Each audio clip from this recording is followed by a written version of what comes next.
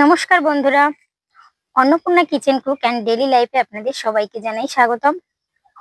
বরাবর উন্নত আজ আবারও চলে আসলাম আপনাদের সামনে ইউনিক একটা রেসিপি নিয়ে।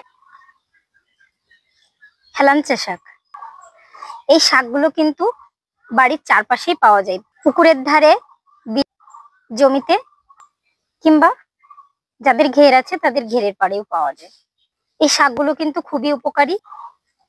এই উপকারী শাকের সঙ্গে আমি উপকারী মাছ দিয়েই রান্না করব। তো দেখুন উপকারী মাছটা কি, ল্যাঠা মাছ।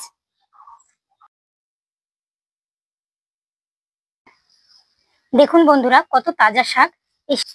এই শাকগুলো ভালোভাবে ধুয়ে পরিষ্কার করে নিয়েছি। এখন আমি কেটে নেব।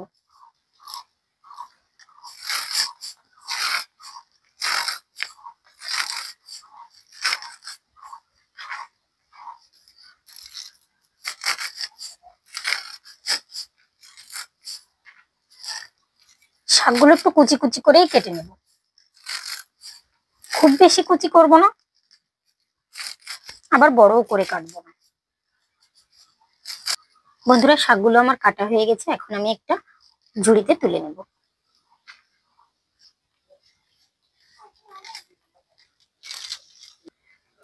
কড়াইতে মাছ ভাজি করার জন্য তেল দিয়ে দেব। মাছগুলো একটা মাটির পাত্রে নিয়ে নিয়েছি। এখন আমি নুন হলুদ মাখিয়ে নেব। তো নুন দিয়ে দিলাম, হলুদ গুঁড়া দিয়ে দিলাম, এর ভিতর দিয়ে দেব। মাছগুলো এপাশ ওপাশ করে দেব। বন্ধুরা, আমার টাকি মাছগুলো ভাজি করা হয়ে গেছে, এখন তুলে নেব।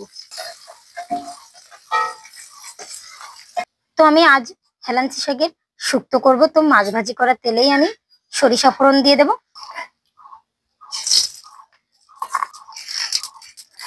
আর দেখতে সরিষাগুলো সব ফুটে আসছে। এখন সেই সরিষা ফোটার ভিতরে আমি সামান্য পরিমাণে নুন দিয়ে দেব। নুন দেওয়ার পর ফোড়নে আমি শুকনা মরিচ ও তেজপাতা দিয়ে দেব।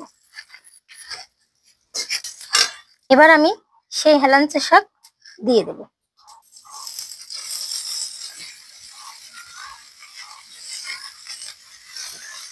দিয়ে আমি ভালো করে ভাজি করে নেব এই শাকটা।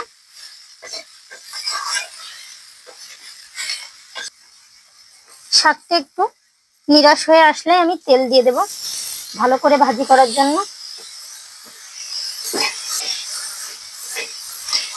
শাক কিন্তু ভালোভাবে ভাজি করে নিতে হবে, তা না হলে তিতো লাগবে। অবশ্য তিতোই লাগবে, কিন্তু খুব বেশি তিতো লাগবে না এরকম ভাজি করে নিলে। শুক্তোর রেসিপিতে আমি স্বাদ মতো নুন দিয়ে দেব, পরিমাণ মতো হলুদ গুঁড়া দিয়ে দেব। কড়াইতে একটু শাকটা লেগে আসছে এবং পুড়ে যেতে পারে, সেজন্য সামান্য জল দিয়ে ভালো করে শাকটা ভাজি করে নিতে হবে।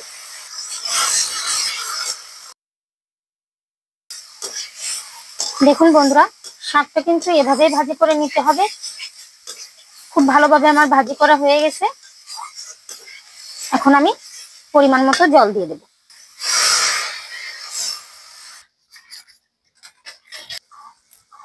শাকের ভিতর জলটা ভালোভাবে ফুটে আসলে আমি আবারও হলুদ গুঁড়া দিয়ে দেব একটু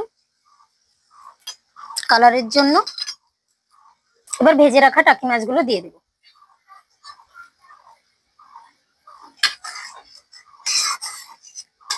এবার রেসিপিটা জাল হতে থাকুক।